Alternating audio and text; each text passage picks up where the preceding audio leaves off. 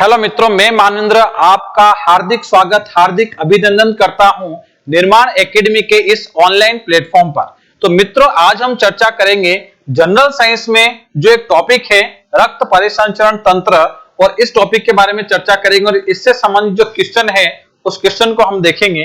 तो देखिए, पहला क्वेश्चन आपके सामने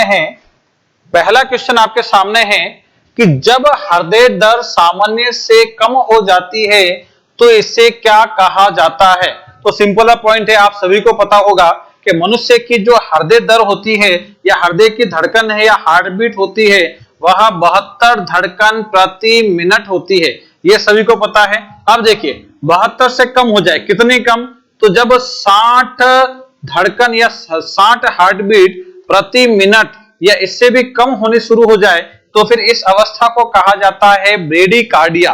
तो यहां पे पूछा गया कि सामान्य किससे कम हो जाती है तो इसे क्या कहा जाता है, तो आंसर हो जाएगा ब्रेडिकार्डिया।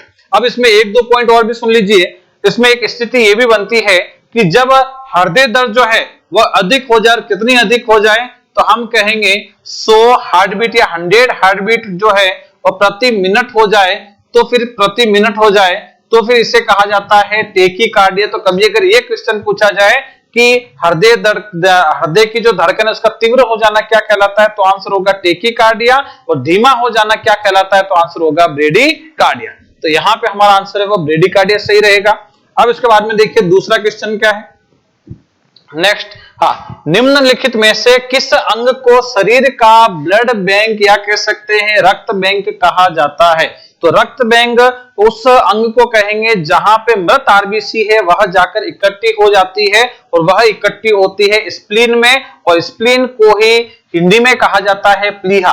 तो यहाँ पे शरीर का ब्लड बैंक किसे कहा जाता है, तो पॉइंट लिखा है प्लीहा को कहा जाता है। सिंपल पॉइंट है।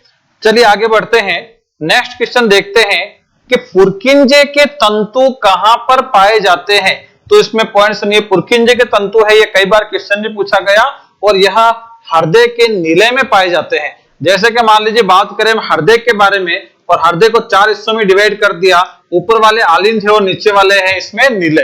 तो अगर हम देखें यहाँ पे, तो यहाँ पे एक संरचना पाई जाती है जिसे कहा जाता है पेस मेकर, या जिसी को ऐसे नोड भी कहा जाता है। यहाँ पे एक संरचना पाई जाती है जिसे पेस सेटर या एवी नोड भी कहा जाता है। यहां से ऐसी स्ट्रक्चर निकलती है, ये वाली स्ट्रक्चर, और इसे कहा जाता है एवी बंडल। ध्यान रखना क्या बोला जाता है, एवी बंडल। और एवी बंडल से यहाँ पे ऐसी स्ट्रक्चर निकलती है बहुत बारीक बारीक, तो इसे कहा जाता है पुरकिंजे के तंतु। और एवी बंडल और पुरकिंजे के तंतु को सम्मिलित रूप से बोला जाता है बंडल ऑफ हिज या हिज के बंडल। तो ये जो पुरकिंजे के तंतु है ये कहां पर पाए जाते हैं, तो यह पाए जाते हैं हृदय के नीले वाले भाग में पाए जाते हैं।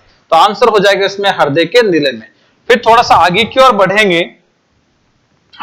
नेक्स्ट पॉइंट है रुधिर परिसंचरण तंत्र का अध्ययन क्या कहलाता है। शब्दावली सुनना, रुधिर परिसंचरण तंत्र जो है, यानी रुधिर परिसंचरण तंत्र में सबसे महत्वपूर्ण रहती है हमारी ये जो ब्लड वेसल्स हैं, और यहां से जो पूरा रुधिर परिसंचरण तंत्र में आप सभी को पता होगा कि इसके मुख्यतः मानव में बात करें तो 3 हिस्सों में डिवाइड किया गया है, ब्लड वेसल्स और हार्ट।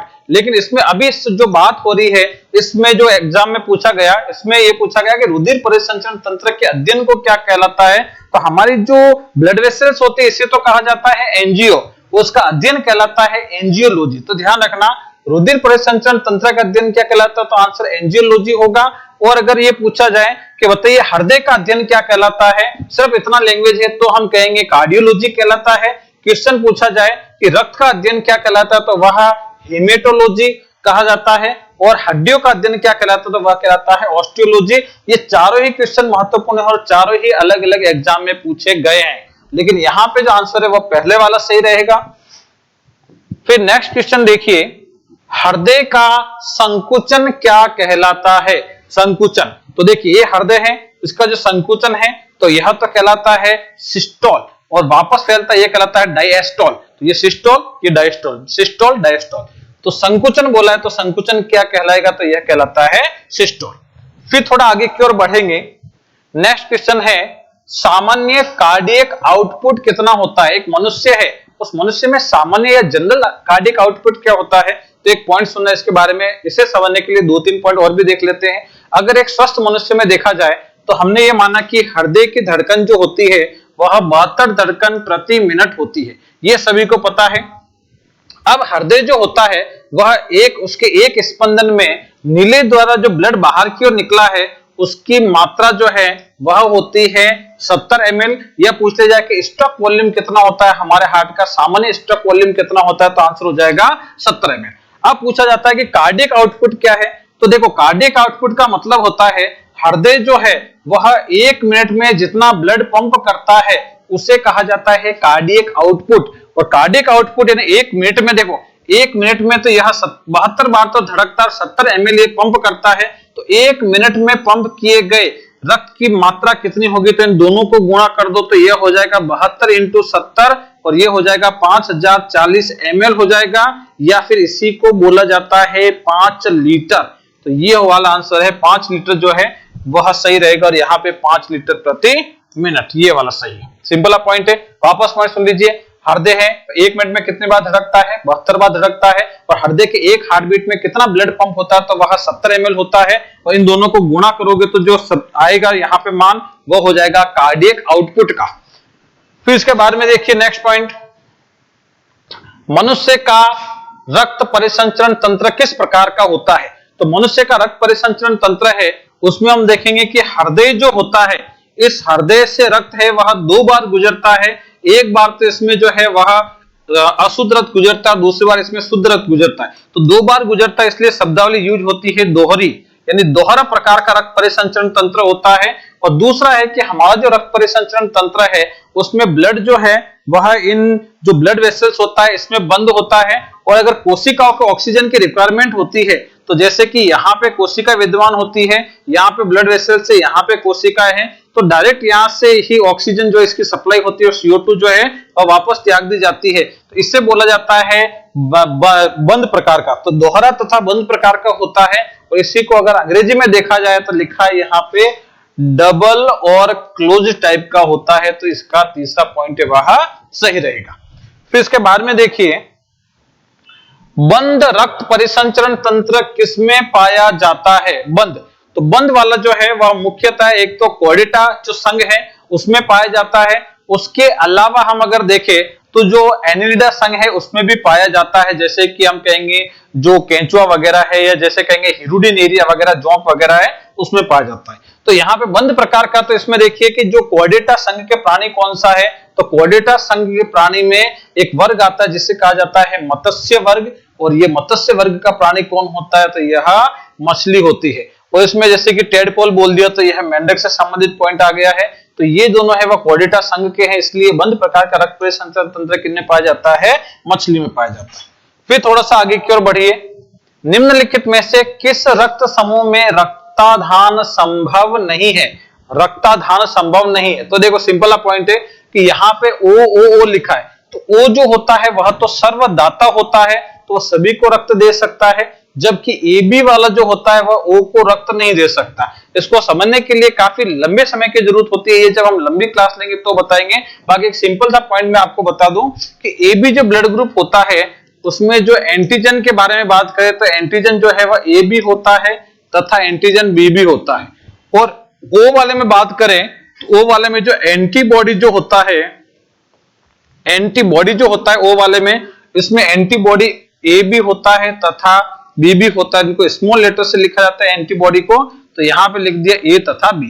अब वापस सुनना, AB वापस सुनना, AB जो ब्लड ग्रुप है उसमें एंटीजन कौन सा है, तो A तथा B है, और O ब्लड ग्रुप जो है उसमें एंटीबॉडी कौन सी है, तो इसमें A है तथा B है। अब स्थिति ये है कि ये AB वाला अगर O को रक्त देता है तो इसका एंटीजन जो है वो इसकी एंटीबॉडी से क्रिया कर लेता है, तो एंटीजन एंटीबॉडी रिएक्शन हो जाता है। एंटीजन एंटीबॉडी रिएक्शन होने के कारण जिसका ब्लड ग्रुप O है उसमें ब्लड क्लोटिंग हो जाती है, और ये जो ब्लड क्लोटिंग है रक्त के थक्के बन जाती है, रक्त के थक्के हार्ट में जो कोर्ने धमनी में अन्य में चले जाए तो फिर हार्ट अटैक हो सकता है, और ब्रेन में चले जाए, ब्रेन में जाकर अटक जाए तो वहां पे ब्रेन स्ट्रोक हो सकता है, व्यक्ति की डेथ हो जाती है। तो यहाँ पे कौन रक्तदान संभव नहीं है, तो आंसर हो जाएगा पहले वाला। फिर थोड़ा सा आगे की ओर बढ़िए, नेक्स्ट पॉइंट है पेस मेकर है, यानी पेस मेकर का ही अन्य नाम क्या होता है, तो पेस मेकर का अन्य नाम होता है AV नोड। क्या होता है मित्रों, AV नोड होता है। फिर थोड़ा सा आगे की ओर बढ़ेंगे। पॉइंट है, दूसरे गर्भ के लिए निम्नलिखित में से किस प्रकार का संयोग घातक होता है। तो इसको थोड़ा सा आपके समझना पड़ेगा। एक बहुत सिंपल पॉइंट है कि मान लीजिए कि कोई मेल है, उसका जो ब्लड ग्रुप है वह पॉजिटिव है। पॉजिटिव का मतलब हो सकता है A positive, B positive, A B positive या फिर ओ पॉजिटिव। और कोई फीमेल है, उसका ब्लड ग्रुप है वह नेगेटिव है। नेगेटिव का मतलब हो सकता है A negative, B negative, A B negative और ओ नेगेटिव। ऐसी स्थिति होती है तो इनका जो पहला बच्चा है या जो प्रथम बच्चा है वह तो सुरक्षित रहेगा, लेकिन दूसरा, तीसरा, चौथा जो बच्चा होती है उसका गर्भ में ही मृत्यु हो जाती है। और इस समस्या को बोला जाता है इरिथ्रोब्लास्टोसिस फिटेलिस। अब इसमें ये जो पूछा गया उसी के अकॉर्डिंग हम आंसर देंगे, बहुत ज्यादा इसमें नहीं बढ़ाएंगे। तो सिंपल सा पॉइंट है कि किस प्रकार का संयोग है, तो पुरुष का ब्लड ग्रुप पॉजिटिव हो और महिला का नेगेटिव हो तो ही यह समस्या होती है। अगर इसका अपोजिट हो जाए तो समस्या नहीं होती। इसे भी कभी विस्तार से चर्चा करेंगे। तो यहाँ पे एक पॉइंट है कि यदि पुरुष का ब्लड ग्रुप है वह RH पॉजिटिव हो तथा महिला का क्या हो, RH नेगेटिव, तो ही ये समस्या होती है। तो इसमें पहले वाला जो पॉइंट है वह सही हो जाएगा। सिंपल सा पॉइंट है। फिर थोड़ा सा आगे की ओर बढ़िए। इम्यूनोग्लोबिन किसके द्वारा उत्पन्न होते हैं। इम्यूनोग्लोबिन को ही कहा जाता है एंटीबॉडी। एंटीबॉडी जो होती है वह उत्पन्न की जाती है लिम्फोसाइट से। तो यहां पे आंसर क्या हो जाएगा, लिम्फोसाइट हो जाएगा। फिर थोड़ा सा आगे की ओर बढ़ेंगे और लिखा गया कि स्पिग्मोमेनोमीटर से क्या मापा जाता है। स्पिग्मोमेनोमीटर किसका उपयोग क्या होता है, तो ब्लड प्रेशर मापने के काम आता है। और ब्लड प्रेशर का मतलब होता है रुधिर दाब मापने का कार्य करता है। नेक्स्ट पॉइंट है, मनुष्य का हृदय निम्न में से किस प्रकार का हृदय होता है। तो मनुष्य का हृदय है उसे पेशीय जनित हृदय भी कहा जाता है। और पेशीय जनित हृदय को ही अंग्रेजी में कहा जाता है मायोजेनिक। तो इसका आंसर क्या हो जाता है, मायोजेनिक हो जाता है। फिर थोड़ा सा आगे की ओर बढ़िए। नेक्स्ट पॉइंट है, नब्ज की दर जो है वह किसमें मापी जाती है। तो नब्ज की दर है और यहां से हम सामान्यतः नापते हैं। और ये वाली जो होती है धमनी होती है, इसे कहा जाता है रेडियल धमनी। तो हम इसको रेडियल धमनी भी कह सकते हैं। रेडियल धमनी नहीं लिखा हो तो आंसर क्या लिख दिया, इसमें धमनी भी लिख सकते हैं।